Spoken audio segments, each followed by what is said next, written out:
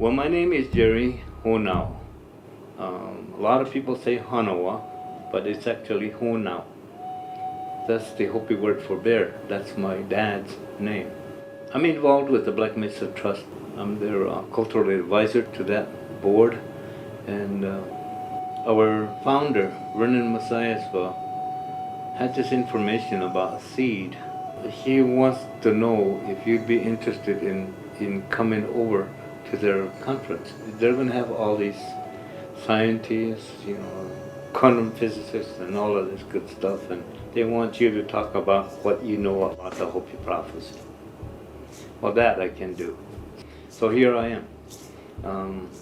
When I did my presentation, that's what I did it on, is the Hopi prophecy. What I felt was that I needed to tell it the way it should be told, because there have been others before me, and they have their own interpretations. The petroglyph that I showed on my PowerPoint was put there by one of our great clan uncles. So we know what's behind that petroglyph. So anybody else would have to come to us to find out what's behind all of that. But most people don't, and so you have to correct that.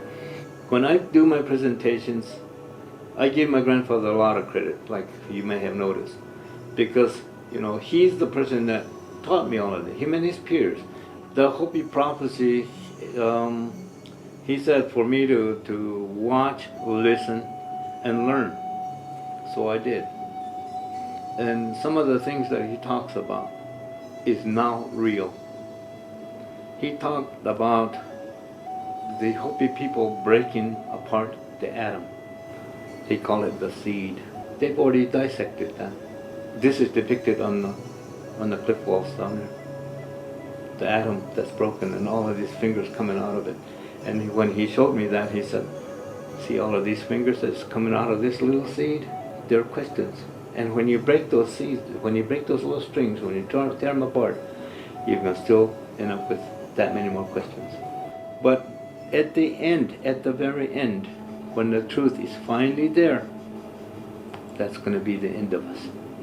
We're experiencing the natural disasters now that they talk about.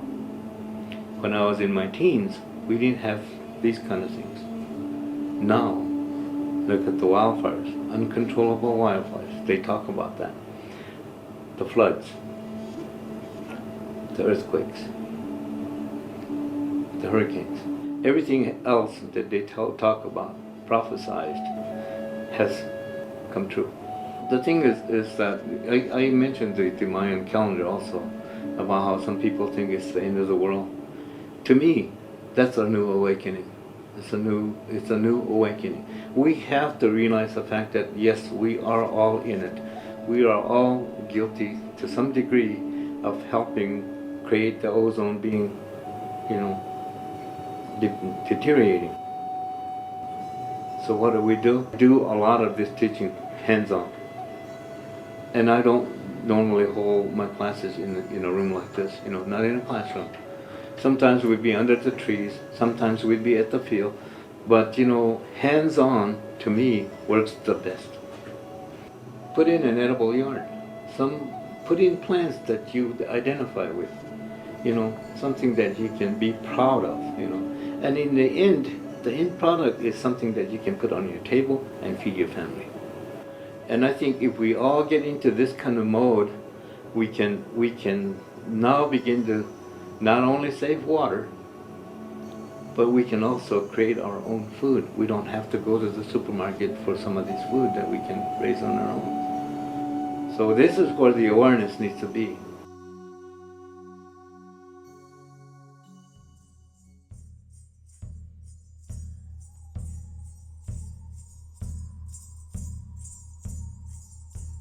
The only thing I would add is to thank Seed for sponsoring these dialogues that we've had in Albuquerque for the past number of years now, and encourage them to continue with them because they're really excellent forums for knowledge exchange and intellectual nurturing and so forth.